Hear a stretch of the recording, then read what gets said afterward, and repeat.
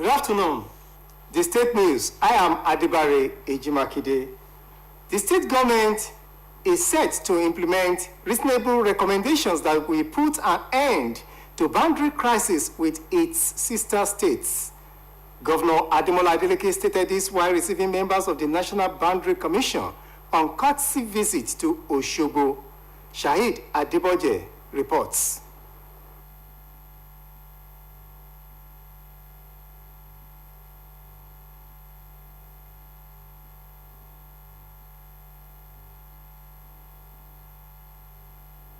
Welcoming members of the National Boundary Commission to Osun State, Governor Ademola Adeleke appreciated their job of ensuring peace among existing communities and states. Governor Adeleke, who spoke through his deputy, Prince Kola Adewusi, highlighted locations where Osun State shares boundary with its sister states and expressed readiness to always sustain peace in the affected areas. He assured that the state government will implement the recommendations of National Boundary Commission as regard demarcation of boundaries between the state and other states. I also want to assure you that we are always prepared to make necessary materials available to find a lasting solution to boundary disputes within the local governments in the state and interstate boundary disputes. In his speech, the Director General National Boundary Commission, Surveyor Adamu Adaji, expressed the importance of Interjoint Peace Committee between Osun and Oyo State pending the determination of the boundary. Surveyor Adaji noted the various flashpoints where Osun shares boundary with other states, thereby assuring that there will soon be permanent solution to various issues. It's important that we consider the establishment of inter-community joint peace committees to be supported by the two governments to meet regularly on a national basis to ensure peaceful coexistence pending the final determination of the boundary. This will no doubt bring peace and harmonious coexistence among the border communities. In their separate speeches, the Special Advisor on Boundary Commission, Mr. Bukola Onifade, and the State Commissioner for Boundary Commission, retired Justice Kunle Adeyeye, expressed the readiness of Governor Ademola Adeleke's administration to resolve all boundary-related crises within the state. We are on the track to solve all the issues, all the boundary issues that we have in Osun State. It shows the sign of seriousness and commitment on the part of the government of Osun State to be in peace, to be in harmony, and to be in love. And we believe in the presence of Osun State, many of our boundary issues will be resolved. For OSBC News, this is Said Adeboje reporting. The state government has reassured the people of its commitment to ensure that all the ongoing road projects across the state will be completed in due time. The Permanent Secretary, Ministry of Works and Infrastructure, Engineer Bashiru Bello, who gave the reassurance while speaking with OSBC News, noted that the projects have reached advanced stages, while many of them will be commissioned to mark the second anniversary of Governor Ademola Adeleke's administration in November. When we started this project, majority of people believe we cannot achieve it. But today, if you go around the state, you see that Mr. Governor is performing. That's why we are calling Mr. Performance. Most of the project, which is under direct labor or single carriageway, has reached 90%. And beside that, there is the project we awarded recently across the state, that is 1.5 kilometers in each local government of the state. All of the projects has achieved 60% so far as I'm talking.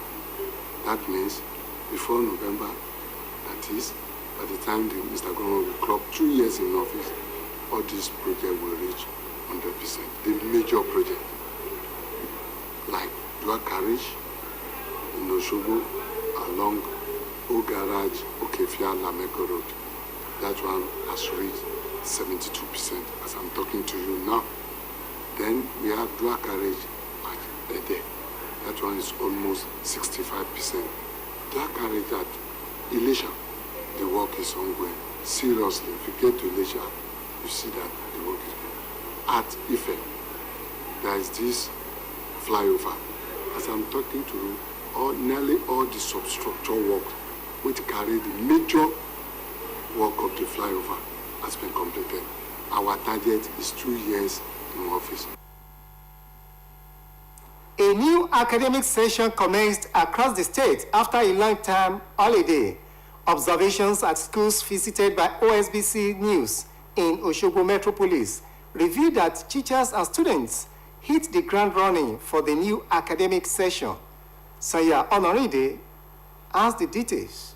Students and pupils of public and private schools in the state resumed academic activities following a long-term holiday. Observations by OSBC News at schools visited in Osogbo, the Osun State capital, including Nawarudin Grammar School, St. Andrew Primary School, Okebale, CAC Grammar School, Bodofon, Atauja School of Science, Christ African Church, Osogbo, revealed that learning has commenced while students were also spotted tidying up the school premises. Teachers in the school visited were busy engaging with their students on different topics of subjects of learning. One of the principals of Nawarudin Grammar School, Okebale, Mrs.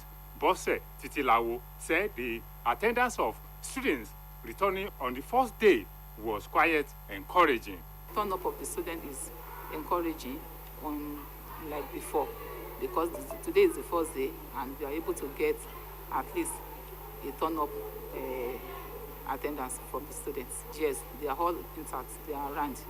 So we just finished the staff meeting. So by the time you saw me coming back. The headmistress of St. Andrew Primary School, Okebale, Mrs. Rashida Ajiwe, who said the teacher hit the ground running on the first day of resumption, appealed to parents to encourage their children to attend school. All the teachers are present, but we are still expecting our pupils to come to school.